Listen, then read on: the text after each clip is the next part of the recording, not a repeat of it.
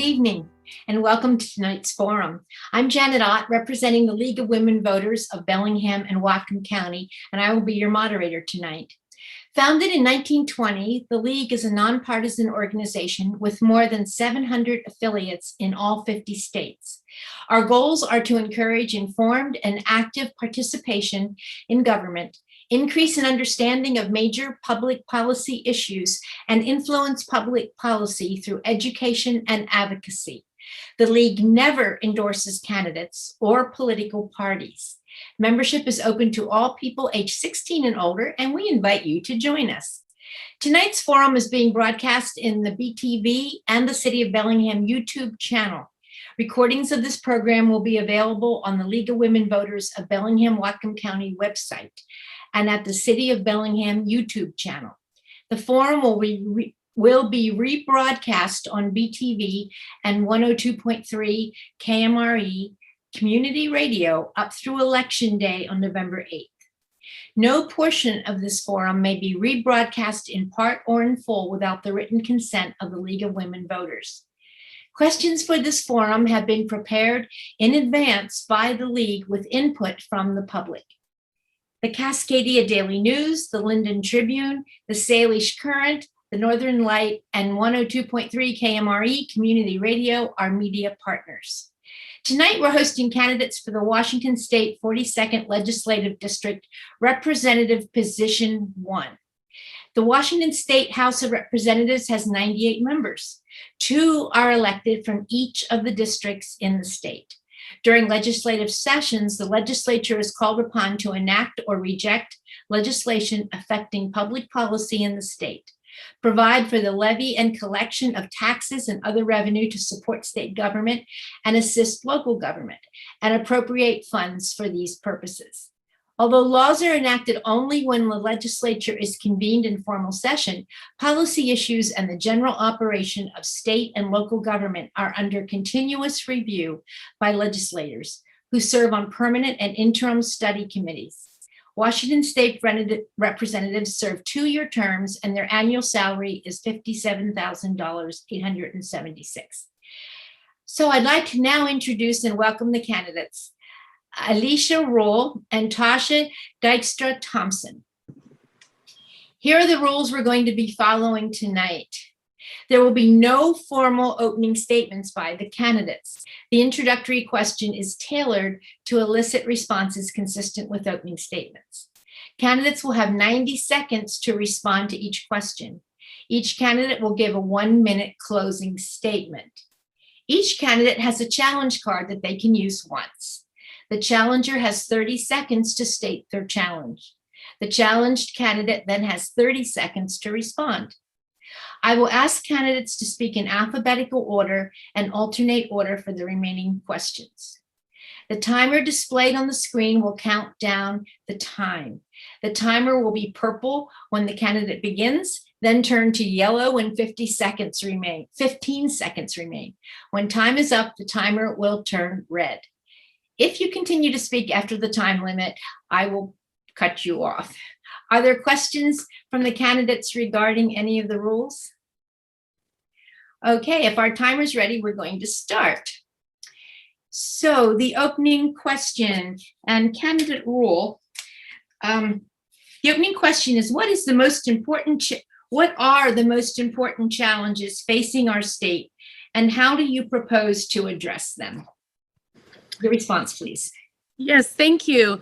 We have a number of challenges that we need to address all at the same time. And it doesn't take any time at all to take a step outside your front door and probably see most of them quite visibly. We are up against crime in a way that we haven't seen in a long time. Public safety is a primary challenge, but we also have intertwined with that mental health crisis. We have homelessness, and we have an addiction crisis on our hands. This is something that has been ongoing and has gotten significantly worse, and we need to be able to address it right away. I look forward to continuing the work I started, and we also have to know that amidst all this crisis, we do need to continue legislating over a wide variety of topics of ongoing concern as well, and we have to do that all at the same time. Thank you. Okay, thank you. Candidate Thompson, your response, please. Yes, thank you for the question. Definitely one of the top challenges and concerns that we are facing in our communities is public safety. And it is a broad issue, as Rep. Rule alluded to, because there's the element of crime, there's the element of addiction that is driving the crime, the element of homelessness and mental health that's driving those all. So it's a very complex issue. It's one that I've been working on and through my years of service with the Bellingham Police Department.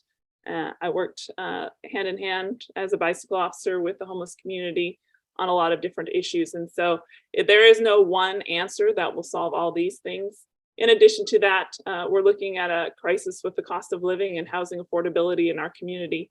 A lot of people cannot afford to live here anymore, and they're trying to figure out even how to continue putting food on the tables. The average family is spending $600 more per month than they were last year on the essentials that are necessary. And so we need to find realistic solutions for finding ways to make life here more affordable for our families, so Whatcom County and the residents in it can continue to thrive. Thank you. Okay, thank you.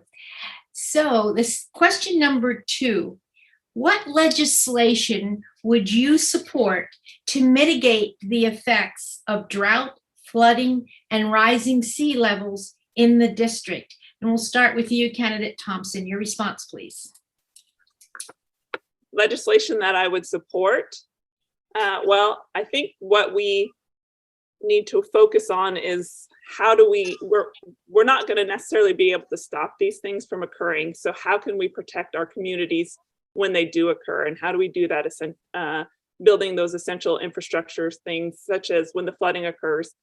You know, we had a catastrophe here, and it's not directly related, or it has not been directly tied to just the climate change issue, but it is going to continue to occur. And so how do we do a better job of controlling the river and protecting the communities? And that is going through flood mitigation and management. And it's going to be not just one answer. There's no one answer for all of these things. And so I think we need to be creative. We need to look at regulation that impacts our ability to have creative solutions to these issues for better infrastructure to protect our communities. So, for example, the side channel that has been done this year to try and help with some of the flood mitigation, the fact that it costs $80,000 in permitting for an $8,000 project is something that keeps butting up against when we're trying to find solutions, is the over-regulation of items costing entirely too much to fix those things. It's cost prohibitive. So we need to do a better job on those things. Okay, thank you. Candidate Rule, your response, please. Yes, thank you. It's going to take a lot of things at the same time. One of the things I know for sure is that we don't have enough time to do just one thing to mitigate some of the climate impacts that we're seeing. One of the things I'm really proud of is that I was able to get an entire bill passed for outdoor education.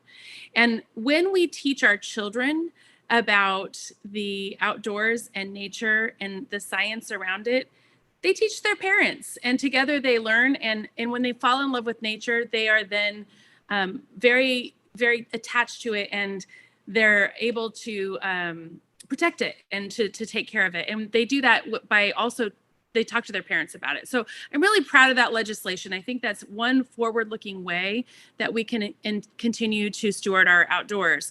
But meanwhile, we need to do a lot of other things as well. We need to work at the same time doing a lot of creative and innovating work and incentivizing work around alternative fuels.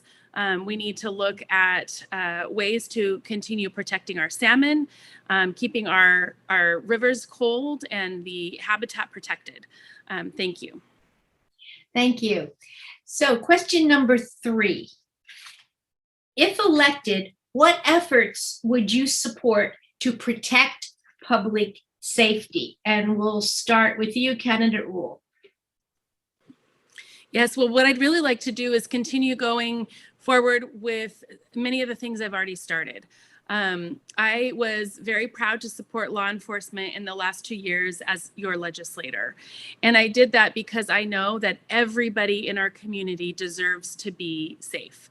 And in order to do that, we've got to make sure that we have good laws that protect people. I've been working as a social worker for my whole professional life.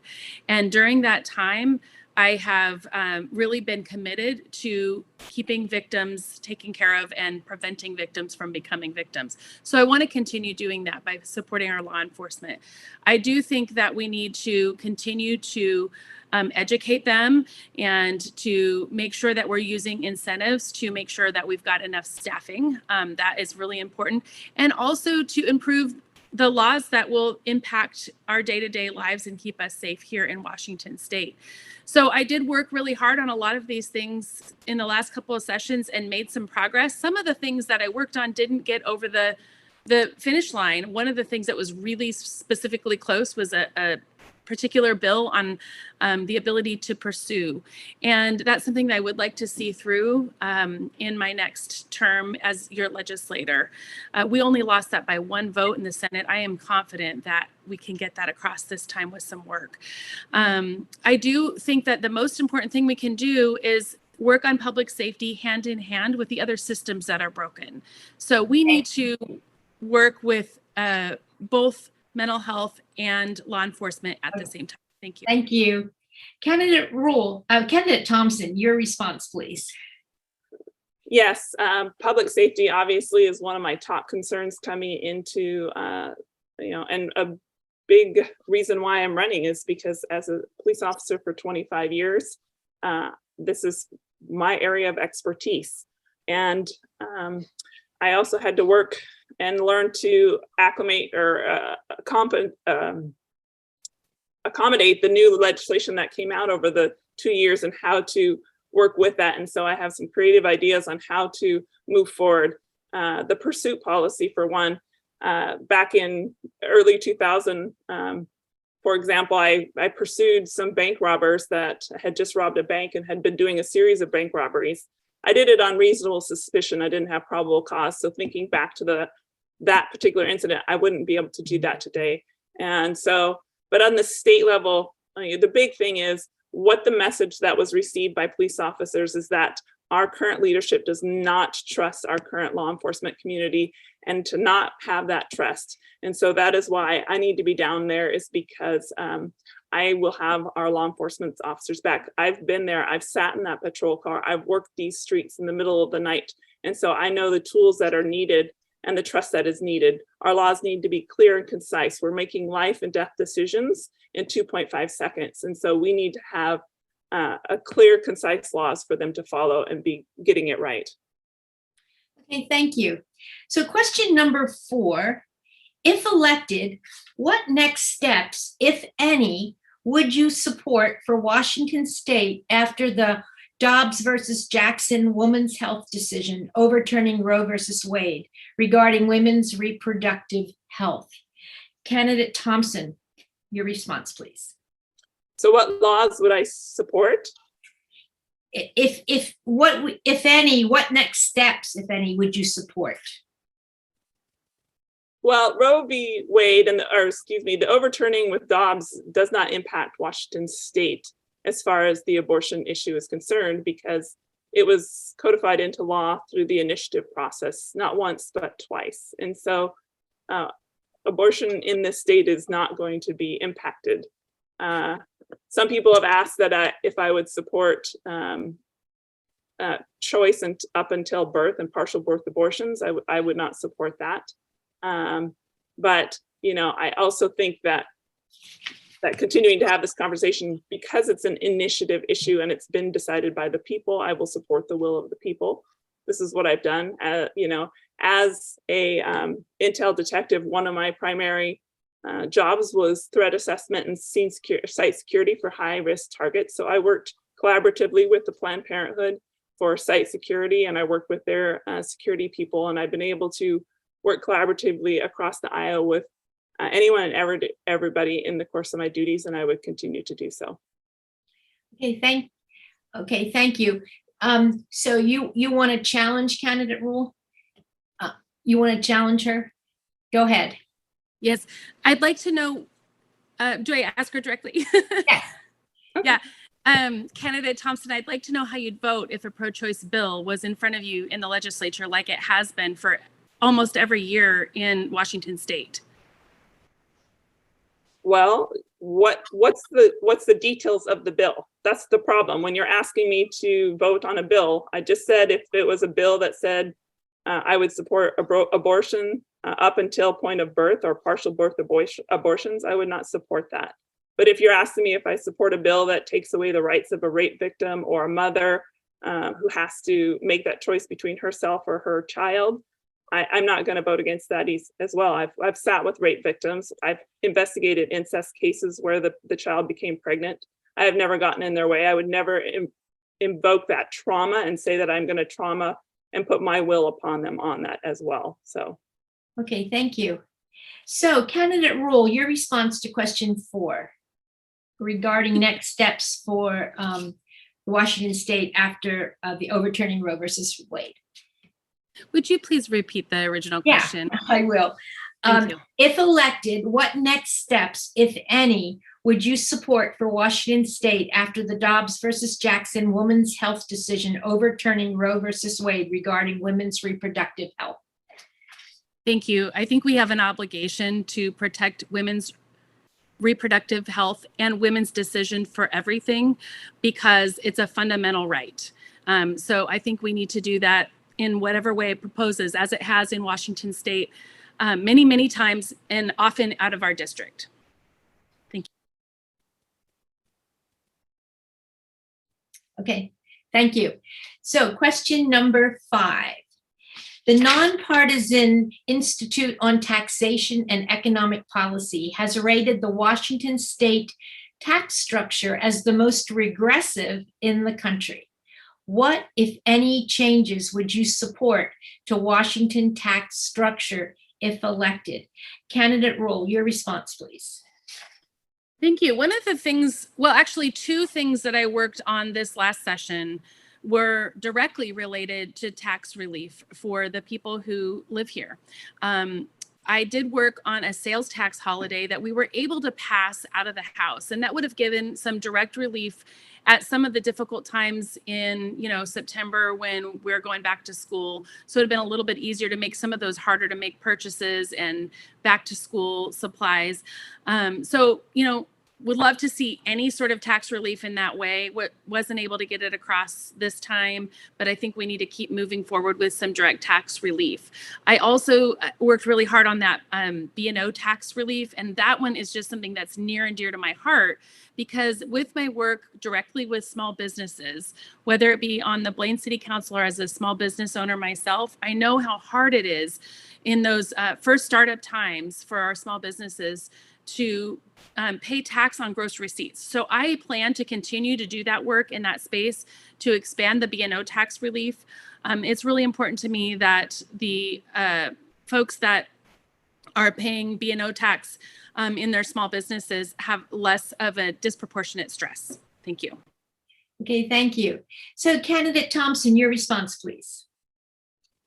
So I think that we had an amazing opportunity this last session to make meaningful tax reform with a $15 billion surplus. And unfortunately, there were no tax reforms that were made. There were no tax holidays that were given. And in fact, the bill included several new fee increases that we are all feeling the impacts of if you're having to renew your license or your tabs. And so I would like to see definitely some opportunity. We have another, looks like a projected budget surplus coming up in the next session. And I would like to work collaboratively with people. I am not a budget person or an economics person. So I would lean on those that have the expertise in that to find the best way to have meaningful tax relief. I would look at one of the top ones I would like to do, especially with the housing affordability issue that we are facing here in this community, is property tax. No property tax relief for the first $250,000 on your property taxes, especially now. I know I just got my tax assessment and the bill in my house has gone up $100,000. And so I know that I'm going to be paying significantly more in taxes. And so I think a property tax is across the board a good one that will impact lots of people in our community. Okay, thank you. So question number 6. What changes, if any, to the gun safety laws in Washington state would you oppose or support? And we'll start, Candidate Thompson, your response, please. I'm sorry, one more time with the question. I'm not sure if I understood. What changes, if any, to the gun safety laws in Washington state would you oppose or support? So gun safety, we have one of the most restrictive gun safety laws here in Washington state, and our actual constitution is actually a slightly freer constitutional right than the constitutional rights guaranteed by the federal government. And so any laws and changes to the laws that are currently impacted, I would assess them next to our constitutional freedoms guaranteed by our Washington state constitution and the federal government. Unfortunately, our government has on a few occasions made legislation that directly is in contrast with what our constitution says. And so evaluating moving forward any gun safety or any gun regulations, our constitution guarantees the right to firearms and to bear arms. And so we need to be very conscientious that any gun laws that have been passed or in the future are supportive of our constitutional rights. Okay, thank you. Candidate Rule, your response, please. Yes, I'm really proud of a couple of very common sense gun laws that I supported this last session. I come from a family of gun owners, and I think that it's perfectly within our freedoms and rights to own guns. I do think, though, that there is a crossing when we talk about safety for our children in schools, and I'm really concerned as a mother for keeping our kids safe, whether that be on the streets, but especially in a mass shooting situation. So that's why I felt comfortable with those particular ones, and especially the ones that the untraceable ghost guns, where law enforcement did ask us to support that. So I feel proud of those votes. I also think that we have further work to do, and particularly I'm concerned with a lot of the illegal guns that are out on our streets and in the hands of people who don't have them registered to them and people who are dangerous. So one of the things we can actually do is to support law enforcement doing their jobs and getting those guns off the streets. And that's something that I'm committed to doing. Lastly, I will speak, in addition to this, we need to do a better job of keeping our kids safe in schools. And that means being smarter about paying attention when kids give us some pretty clear indicators that they are a threat for doing shootings, and just checking in with them on their mental health and making sure that we're removing guns from those particular children and youth and make sure they don't have access to those. Thank you. Question number 7. Even before the pandemic, much of Washington was considered to be a child care desert, especially for infant and toddler care. What is your plan for growing or developing childcare to meet our community's needs? Candidate Rule, your response, please. Yes, I have been serving on the Capital Budget Committee, and that's a place that I can continue to advocate strongly for building the buildings of childcare. But I also think, as somebody who's been serving as the vice chair of the Children, Youth, and Families Committee, that we need to continue working on accessibility to childcare. And that's especially true in our rural areas like ours. One of the things I've been a strong advocate for is ensuring that we have a variety of choices in childcare options. And that's especially important to us that don't necessarily need large institutional type of childcare settings, but we really need to have access closer to our homes. So places like where I live in Blaine, or where other folks might live that are outside of town, that they can use a family center and have somebody who can watch their kids and feel really safe and secure, but is close to their home as well. So I think that there's plenty of space for us to continue building out, and I can't wait to continue doing some of the work I've already started. Okay, thank you. Candidate Thompson, your response, please. Thank you. Yeah, I would like to see some assessment and overhaul of the regulations impacting in-home daycare facilities.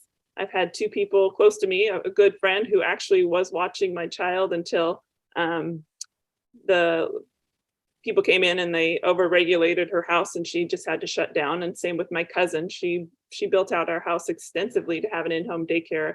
And the regulations were so stringent and ever changing that was unaffordable for her to keep up doing the business. So I think we need to take a hard look at the regulations that negatively impact accessibility of people that are wanting to have an in-home daycare, so that maybe they have their own children and they want to stay home with their kids and they're willing to help watch other people's children at the same time. And so I think I see throughout government, there's a lot of overregulation of a lot of things. And this is one area that I know, because it's impacted my friends and family who have tried to do these things, that we can do better so that people can have more options, because they can do them in their house anywhere throughout the county. Okay, thank you. Question number 8. Federal funds have recently become available for improvements to infrastructure. What are your top priorities for use of these funds in your district? Candidate Thompson, your response, please.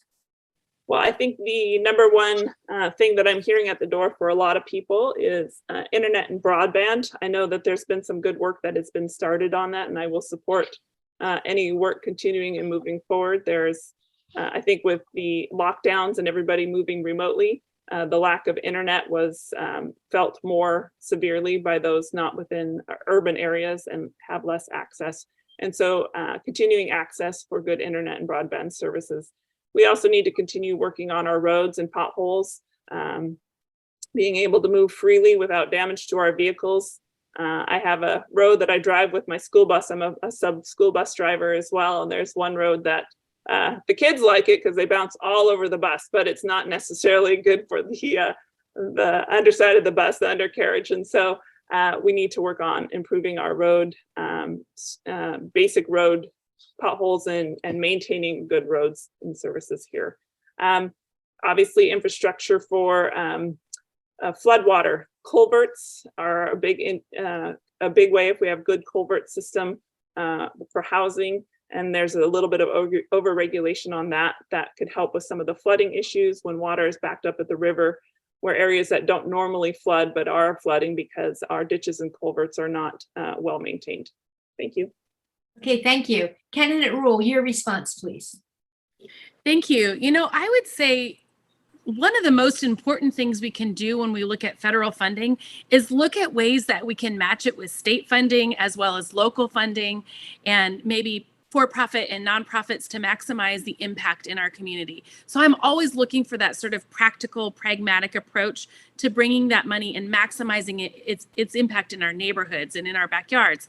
But with that specifically, I really am getting quite concerned about our roads and bridges. They really do need to have significant work. I've been working directly with the Department of Emergency Management, our state military department, and it's clear to me that we need to prioritize some really proactive safety for particularly our bridges. A lot of the work I work with them on is around emergency preparedness. And as we look forward into some of the potential disasters that we're at risk for, which is quite a few in Washington state, we're at one of the highest risk states for natural disasters, as well as, you know, the potential of a large earthquake. So we need to be looking at that from a safety perspective, and I agree from a comfort perspective as well. But we also need to be looking at expanding our infrastructure for alternative fuels, for electricity, and for some other really pragmatic sort of things that we can do to move forward with clean, green options for us to reduce fossil fuels in a way that's not so expensive. Okay, thank you. So this is the last question. So what do you think are the best opportunities for economic development and job creation in your district? Candidate Rule, your response, please. I just want to say this is one of my very favorite topics and something that I very much enjoy working on, because as a social worker and as somebody who lives here and, you know, really works from paycheck to paycheck, it's important to me that we provide every opportunity for every person in Whatcom County to thrive. So I am looking at ways to continue supporting our small businesses. I've worked very hard on the Main Street program that does exactly that, uses state dollars along sandwiched with other local and other dollars to give back money right here in our district. I also think that supporting union wage jobs is really important for taking care of our families and giving them opportunity.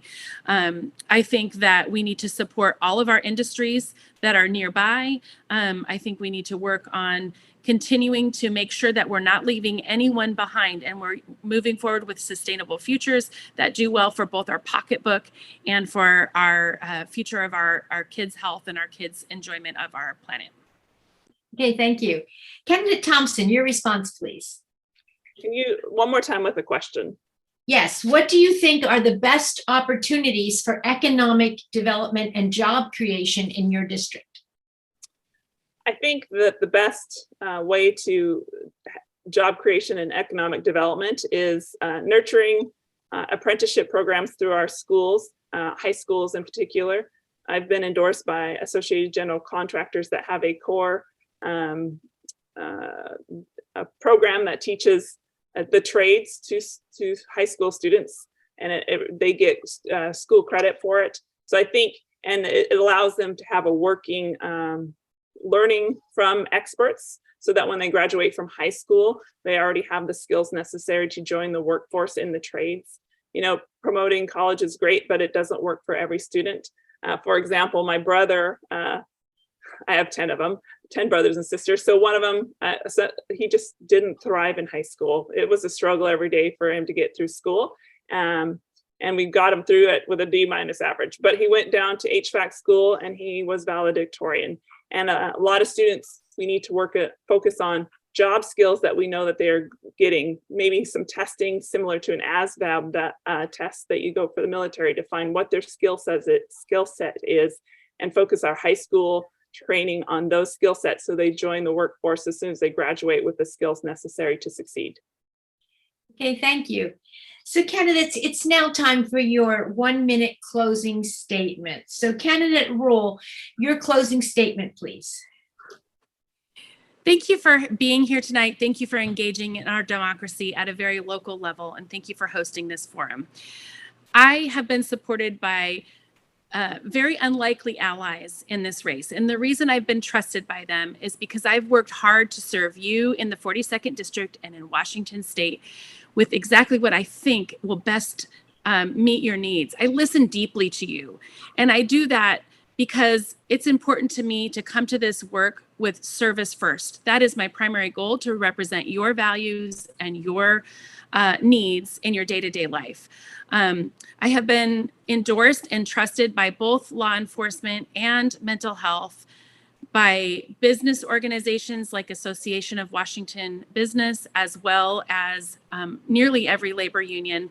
I have been supported by very unlikely candidates as organizations, as well as folks in our neighborhood. And that's because I listen carefully, I listen deeply, and I serve you to the very best of my ability. And I look forward to doing that. I look forward to working on mental health, to continue growing those opportunities for our skills centers and our trade-based learning, Okay, as well. Bring it to a close, please. Okay, as well as being able to support our kids in K through 12 education. Thank you. Thank you. Candidate Thompson, your closing statement, please. Thank you so much for this opportunity to introduce myself and some of my thoughts and ideas if I'm elected down into Olympia. I believe the experience and talents I developed in my 25 years as a law enforcement officer are very applicable to the skills necessary to be successful in Olympia. My skills are collaboration and teamwork, ability to read and write or interpret, apply law and policy, and ability to communicate effectively with people from all walks of life. Throughout my career, no matter what group or committee I was working with, it has never been about political affiliation, but rather what is the common goal. To find what unites us versus what divides us. And that diversity in thought prevents tunnel vision, because tunnels, no matter if they're red or they are blue, can be negative because there's only one way in or one way out. Being a representative is a very complex thing. There's a lot of moving parts. And I've been very successful in working with all types of people. And I also have been endorsed by many, many different groups, including housing affordability, Associated General Contractors, and many law enforcement people and agencies. Thank you. Thank you.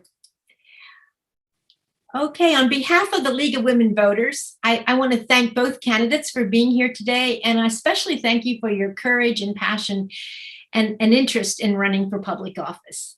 Voters can find more information about the candidates online at vote411.org and in your voter pamphlet.